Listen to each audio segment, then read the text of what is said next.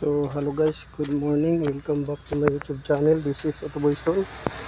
So may gagawin tayo ngayon, bibihisan natin to ng bagong mga clearings. Yan. So picture natin yung ano niya, itsura ng before saka after. Yan.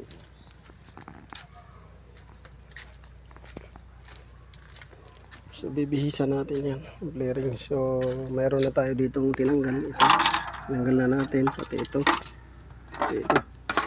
So luma na yan. So ayan. So ito yung ipapalit natin.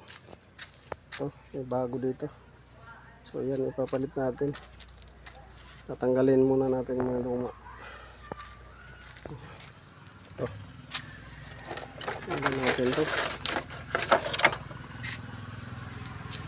Luma niya. Palit din yung ganito. So hello guys, good morning, welcome back to my YouTube channel. This is Otoboyson. So ngayon guys, mayroon tayong gagawing motor muna.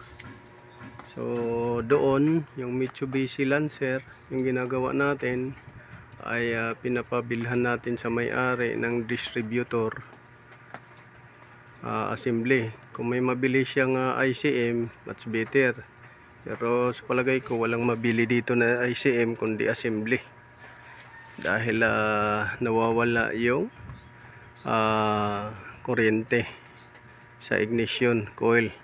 So ang problema kasi yan, ICM, ito yung ignition control module niya. Mayroon kasing mga diodes, resistor doon, at at the same time IC na kumukontrol at nagde-deliver ng kuryente. So pawala-wala yung kuryente. Tapos na yung top overhaul natin, pero hindi maka-andar ng tuloy-tuloy dahil sa kuryente. So dito naman sa Toyota BB na to, ang ginawa natin dito ay ni-refresh natin, waiting parts. So dumating na raw ayon sa customer. So gagawin na rin yan. Tapos yung Isuzu doon na pick up, waiting parts. So tatlo na lang na iwan natin, Lancer, Toyota, Isuzu. So may motor tayo, dalawa. Wala pang desisyon yung mayari. So ngayon, ang gagawin natin guys ay pipix natin tong ano nya, ito, footrest. Sensya na guys, dumaan yung naglalako ng pandesal. So ang problema nito guys ay putol yung dalawang tornilyo nitong footrest na to. So ang gagawin natin ay tatanggalin natin yung putol at i-change oil na rin natin to. Pero bago natin gagawin yon, yung i-drain natin, pag-welding, i-drain natin yung oil. Pag na-drain natin yung oil, drain na natin yung oil, ngayon pwede natin mag-welding. Tapos i-drain muna natin yung gasolina rin para hindi tumulo. So gasolina at saka oil i-drain natin para makapag-welding tayo. So ito yung muna gagawin natin dahil puro waiting parts. So yun yung gagawin natin. So sige guys, isa na natin to, drain natin oil. So ayan guys, na-drain na natin yung oil at saka yung gasolina. So kailangan i-drain yung oil at saka gasolina bago tayo mag-welding dito ng footrest. So bakit i-drain natin yung gasolina at saka oil? Una, para hindi magkalat kasi itutumba natin yung motor. Pangalawa, para hindi rin umapoy o magkaroon ng spark pagkasunog ng gasolina o oil, magdudulot ng sunog dito sa motor. So i-drain muna natin yung gasolina tsaka yung oil para safe tayo. So yun, umpisa na natin yung pagtanggal ng footrest at saka natin itutumba siya. yung motor or itatagilid. So yun, sundan nyo lang guys. So ayan guys, so natumba na natin. So kakalangan nyo lang doon sa may footrest bracket nito ng kahoy, tapos dito para hindi dumaaslos. So yan, tinumba na natin siya. Yung manubila doon nakatukod naman, tapos yung kailangan hindi maka yung flaring sa lupa. Huwag kayo magkalang dito guys, dahil masisira yung oil seal at saka yung shifter. So kailangan doon sa bracket.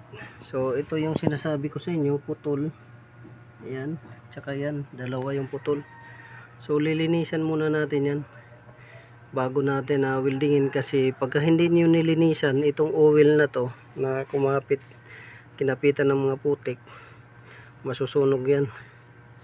So kailangan linisan nyo muna bago nyo weldingan.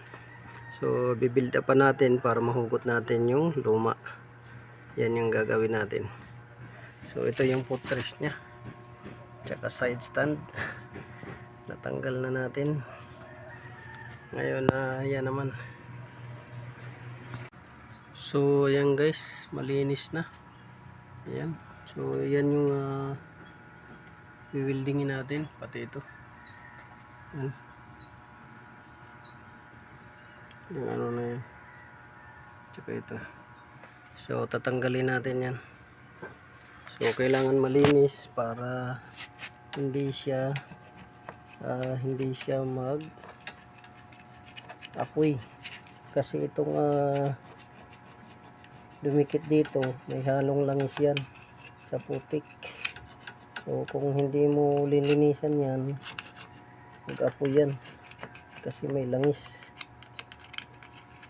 So kailangan linisan, tanggalin yung mga kumapit na hindi man totally talaga na malinis, at least mabawasan mo man lang para maiwasan yung pag apoy, kasi pag makapal yan, apoy talaga yan, kasamang langis kasi yan. So ready na yung gagawin natin.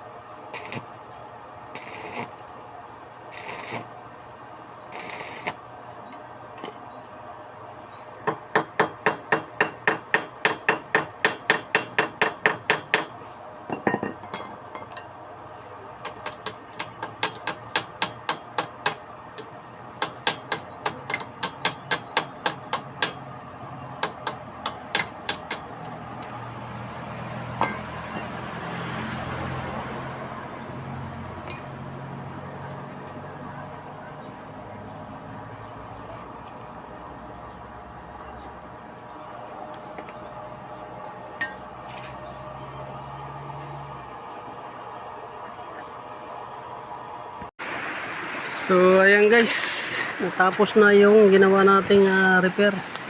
So, pinalitan natin ng mga bagong bolt. Ayan.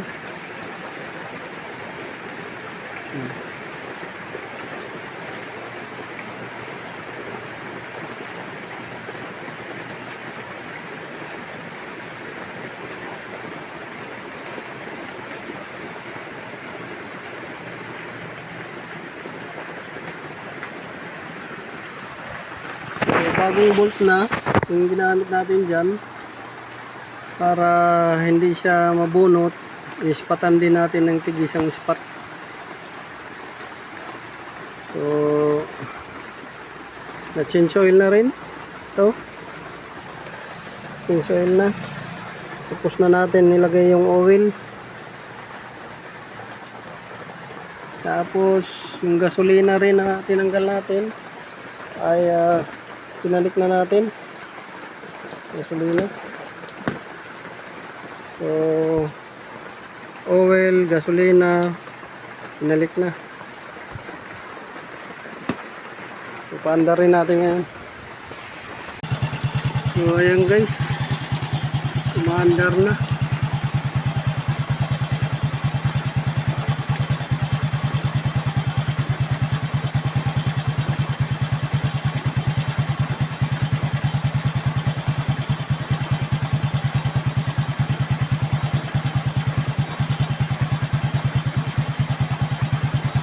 So umaandar na siya.